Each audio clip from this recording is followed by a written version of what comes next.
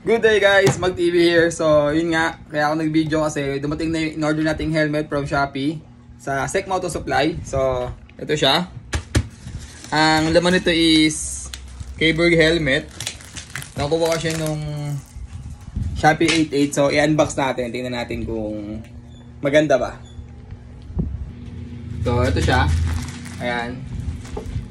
Yung top naman. So unbox na natin.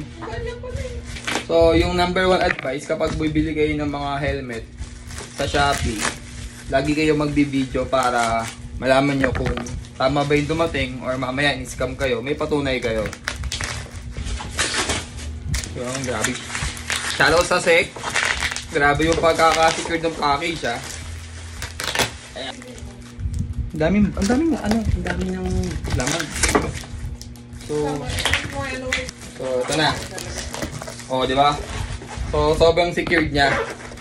Ayun. So, ito na talaga yung totoong helmet. Ito na siya sa loob. Ayan. Sealed.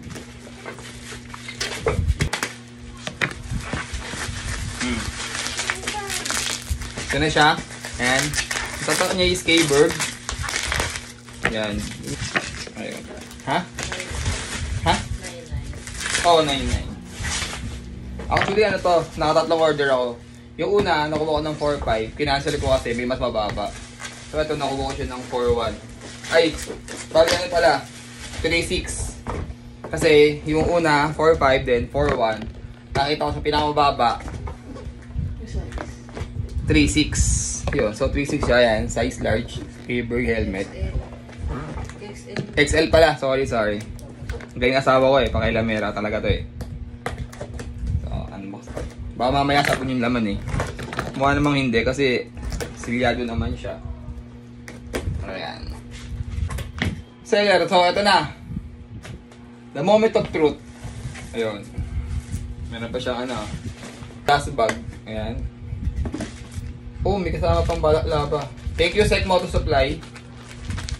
Mayroon tayong tuwing balaklava. So, ito na siya.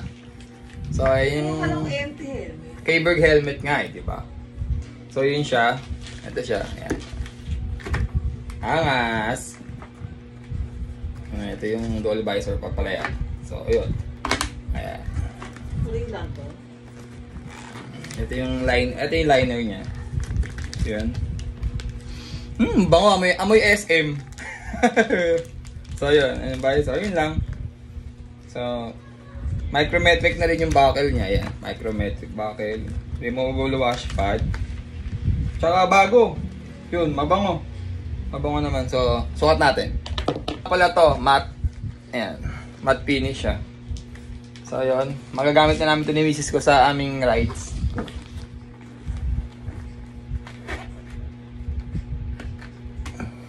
Ngayon siya. Pogi para helmet. Ayan. Medyo malaki yung sizing nila sa K-Berg. XL to So, dapat pala nag-adjust ako ng large. Pero, fit naman siya kasi, medyo bagalo lang kasi nagsukat ako sa HJC, XL ako. Yun, yung line, yung sukat ito, parang dapat large dapat ako. Kasi sa HJC, yung gamit ko, XL siya. So, dapat nag-XL ako dito. Kala ko, parehas.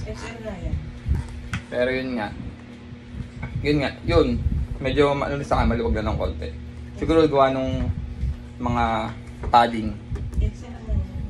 Dapat nag-large nga ako. Kasi nga, parehas lang sila ng size chart ng HJC. Yun lang.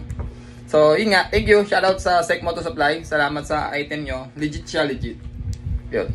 Thank you. Bye-bye at good vibes.